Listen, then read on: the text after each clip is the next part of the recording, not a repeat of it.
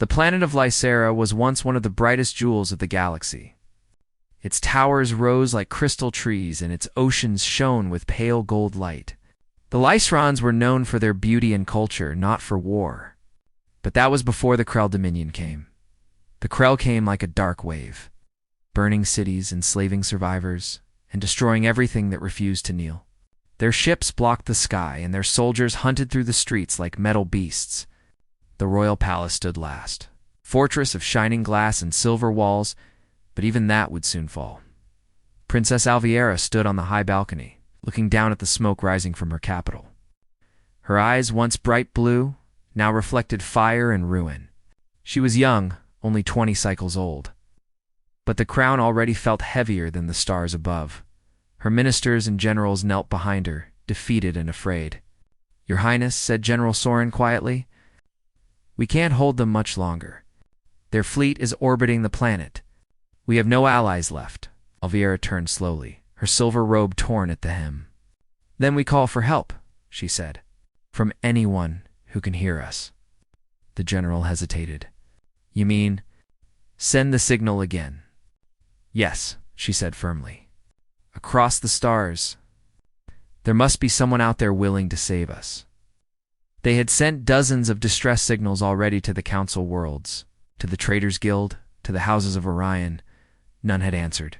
The galaxy had grown cold. But Alviera refused to stop believing. That night, she personally went to the communication tower, stepped into the light chamber, and recorded one more message. Her voice trembled, but she kept her chin high. "This is Princess Alviera of the Lyceron Empire. My world is dying. We seek saviors, anyone who can help us. Please, if you have mercy, hear us." The signal left the tower, pulsing through the dark void like a tear lost in the sea. For days, nothing came back. On the 7th day, the palace sensors detected a strange transmission. It came from beyond known space, using a frequency none of their systems could identify. The technicians struggled to translate it, but finally, a deep human voice echoed through the hall. "This is Earth Command," it said. "We received your call. Help is coming." The chamber went silent. No one knew that name, Earth. It was not part of any alliance, not part of the Council, not in any galactic chart. The generals whispered among themselves, "Earth. Is that a code? Could it be pirates pretending to be heroes? Maybe mercenaries." The princess listened quietly, then said, "If they answered, they heard our pain. I will not reject them." The message had included coordinates. A fleet was coming. No one knew what kind of fleet or how many ships, but hope returned to Lycera for the first time in months. 3 days later, the night sky split open from the edge of orbit. Dark metal ships emerged, nothing like the shining white cruisers of the Council. These were sharp, armored, built for survival instead of beauty. Their hulls were scorched from old battles.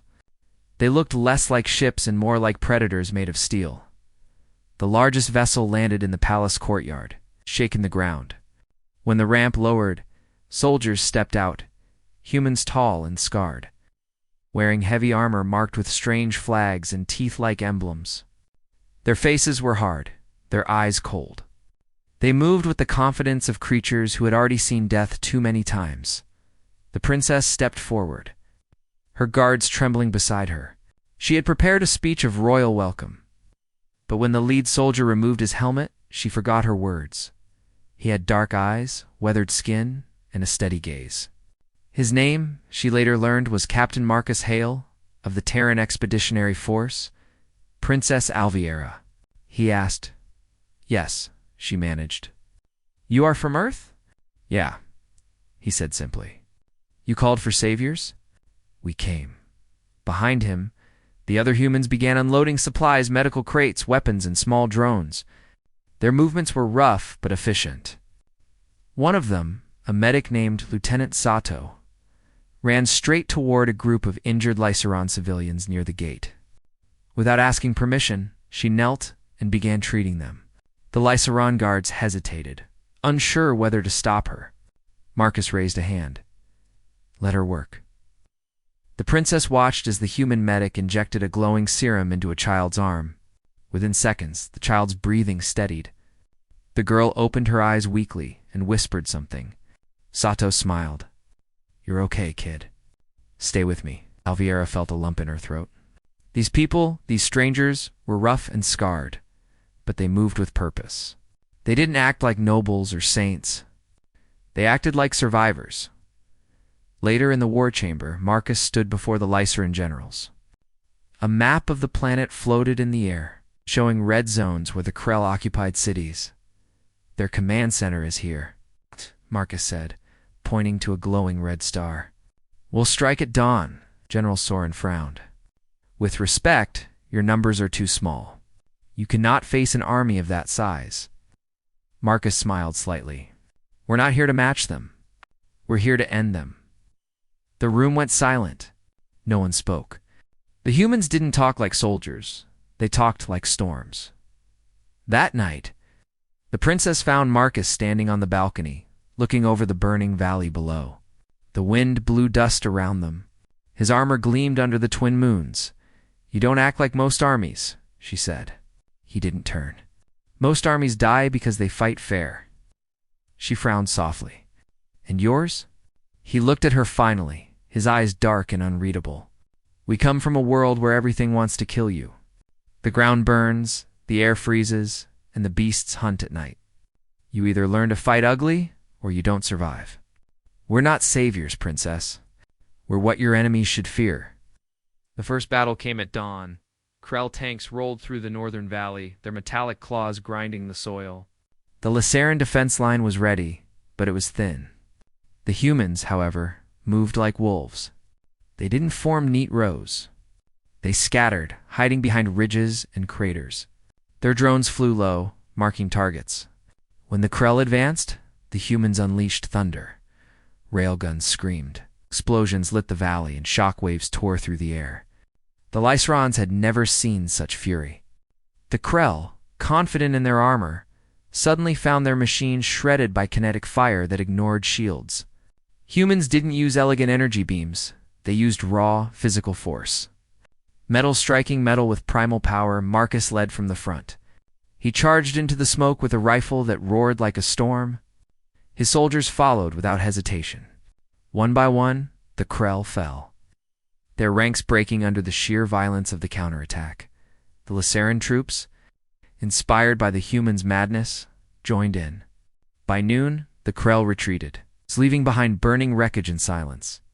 When the dust cleared, Marcus removed his helmet. His face was smeared with ash, his eyes calm. "Get the wounded to the medics," he ordered simply. The princess approached, her voice trembling. You saved the city," shook his head. "Not yet. This was just one nest. They'll come back." "But you drove them off when no one else could," she said. "How can men like you fight like that without fear?" He gave a small, tired smile. "Fear is part of the job. You just learn to move anyway." That evening, the princess visited the human camp. The air smelled of smoke and metal. Some soldiers were laughing quietly. Others were patching armor or cleaning weapons. One man sat near a fire, strumming a small string instrument. It was a strange melody, soft, sad, but full of hope. She noticed Marcus sitting alone at the edge of the camp, checking his equipment. She approached carefully. "Your people are very different," she said. He nodded. "So I've been told? You don't seem like saviors?" "You seem like—" She hesitated, searching for the word. "Like monsters forged by war." Marcus chuckled quietly. "That's about right. Then why help us?" she asked. He looked up at the night sky. "Because we know what it's like to call for help and hear nothing but silence. Maybe this time someone gets saved." The princess felt something shift inside her. For the first time in months, she didn't feel like a ruler. She felt like a person standing beside another who understood what loss meant. Over the next few days, the humans began teaching the Lycerans new tactics. They trained them to fight in smaller teams, to move quickly, to strike and vanish. The Lycerans, used to ceremonial formations, struggled at first, but the humans were patient. One soldier, Corporal Davis, shouted during training, If you wait for orders, you're dead. You see danger, you act? That's how humans survive. Even the princess joined some sessions. She wanted to learn how these monsters kept winning. Marcus gave her a short blade one morning. Don't carry it for pride, he said. Carry it for survival. By the end of the week, the princess could disarm a Krell drone on her own. Her people began to see her not just as a ruler, but as one of them. The Krell soon realized their enemy was changing. Their sensors picked up ghost signals, attacks from hidden positions, traps using terrain and debris. The humans were teaching DEATHWORLD lessons to a peaceful world. The results terrified the invaders. In orbit, the Krell commander growled into his communicator. These creatures, they don't fight like civilized beings. From the ground, Marcus replied calmly on the open channel. Good. Because civilized beings lose to monsters like you. The channel went dead. The next morning, the Krell launched a massive retaliation. Missiles, drones, ground troops. The sky turned red again. The humans didn't retreat. They ran toward the explosions. The Lycerans watched in awe. These were not gods, not knights, just humans who refused to die quietly. The days after the battle were filled with both hope and sorrow. Lycera was safe, for now. The Krell fleet had withdrawn to the far edge of the system, and their armies on the ground were scattered. For the first time in months, the sun shone over the capital without smoke blocking its light. But Princess Alviera knew it was not over. She could feel it in the silence of the sky. The Krell were not defeated, they were waiting. Captain Marcus Hale stood beside her on the palace balcony, his armor scratched and dull. He looked out at the broken city with unreadable eyes. They'll come back, he said. They always do. The princess nodded. Then we will be ready this time.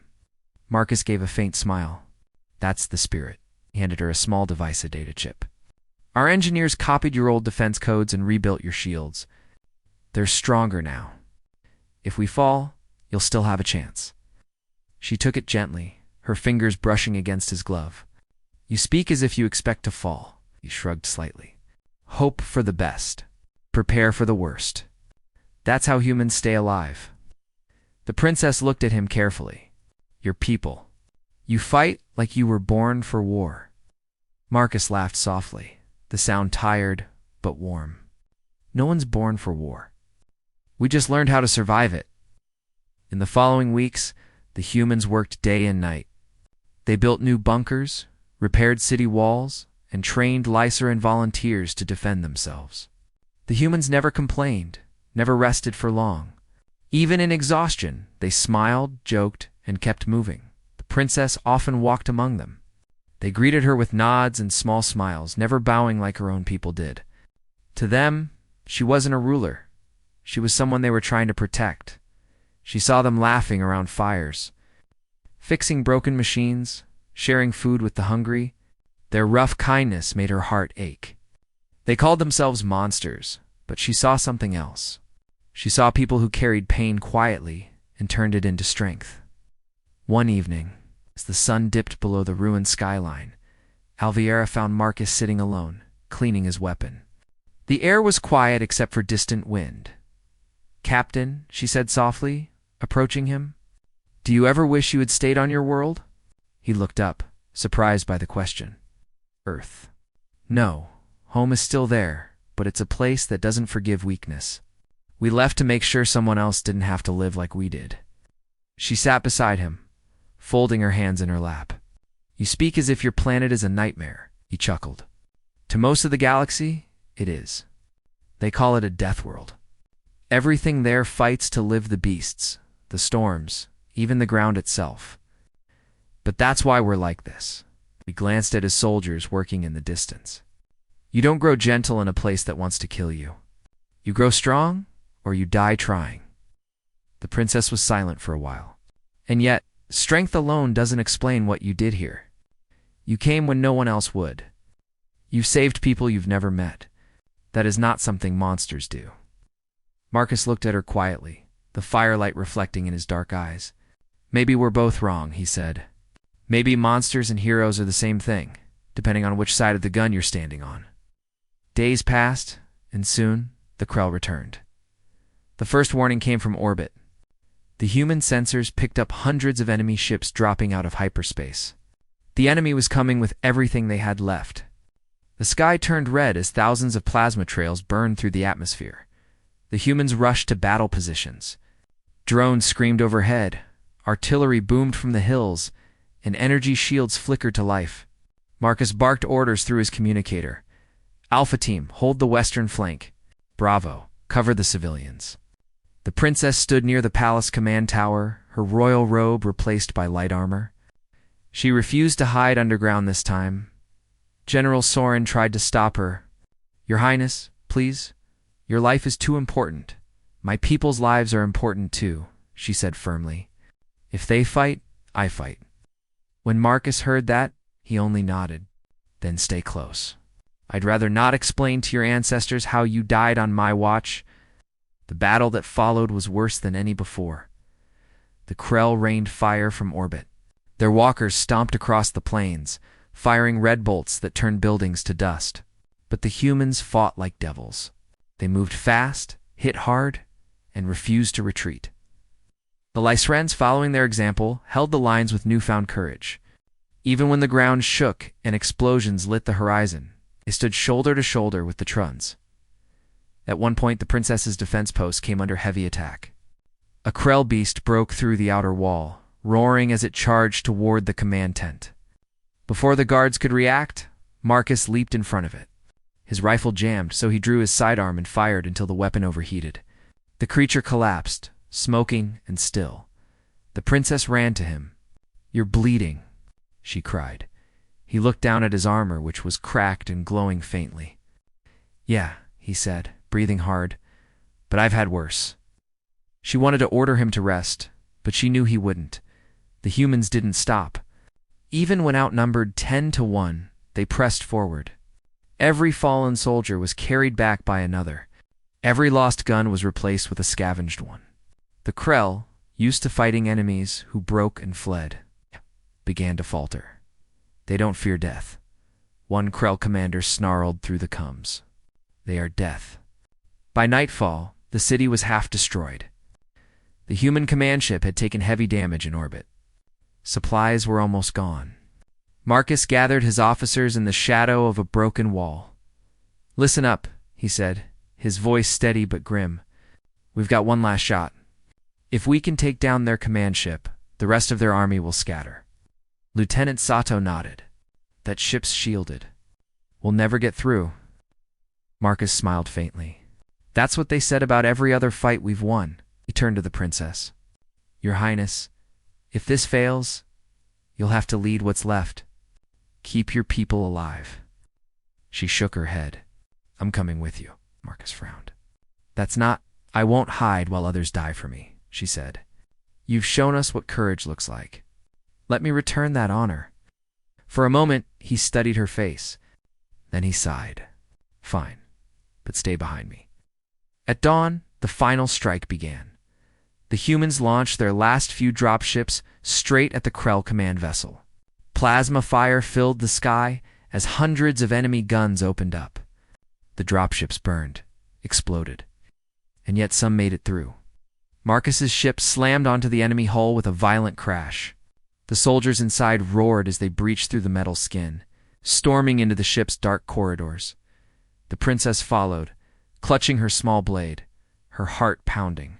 She had never imagined fighting inside a starship, surrounded by fire and chaos. The humans moved ahead like shadows, clearing each hull with silent precision. The Krell fought fiercely, but the Terrans were unstoppable. Grenades flashed, rifles thundered, and hand-to-hand fights erupted in the narrow corridors. The humans fought with desperation and fury, driven by something deeper than victory, by the promise they had made to the dying world below. Finally, they reached the core chamber. The command node glowed in the center like a burning heart. Dozens of Krell guards surrounded it. Marcus shouted, "Now or never." The humans charged. The battle that followed was chaos. The room shook with explosions. The princess fought beside them, striking at enemies that came too close. She was terrified, but she did not run. Then a blast threw Marcus across the room. His armor cracked, sparks flying from the chest plate. He struggled to stand as the Krell commander, a towering figure of metal and claws, loomed over him. The princess screamed his name. Without thinking, she grabbed a fallen rifle and fired. The weapon bucked violently in her hands, but she hit the target. The Krell commander staggered. Marcus used that moment to pull a detonator from his belt and slammed it against the core surface. "Time to end this," he said. She shouted, "That will destroy everything." He smiled weakly. "Yeah, that's the idea." He pressed the trigger. The explosion was blinding. The shockwave tore through the ship, lighting the sky like a second sun. From the surface, everyone saw it a massive fireball rising above the clouds, then fading into a quiet dawn. Hours later, rescue teams found the princess lying in the wreckage of a dropship that had been thrown clear by the blast. She was injured but alive. The humans had saved her again, even in their final act.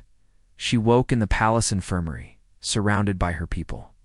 General Storym was there, along with the surviving human soldiers. But Marcus was not among them. "Where is he?" she whispered. Sato lowered her head. "He didn't make it, ma'am. He stayed behind to make sure the ship went down." The princess closed her eyes, tears slipping down her cheeks. "He promised me he'd survive." Sato smiled sadly. "He did, just not in the way we hoped. He saved your world. That's survival enough." Weeks passed. The Krell were gone. The people of Lysera rebuilt their homes, their cities, their lives. But they never forgot the humans who came when no one else did, in the rebuilt palace hall. The princess stood before a new monument, a tall black stone with human and Lyseron symbols carved together. At its center was an engraving of Earth's flag and the words, "To the monsters who saved the light." She touched the stone gently. Around her, children played in the sunlight, free once more. She whispered softly, "You called yourselves monsters, Marcus, but you were the most human beings I ever met." Every year, on the day the Krell were defeated, Lysera lit lanterns that floated into the sky.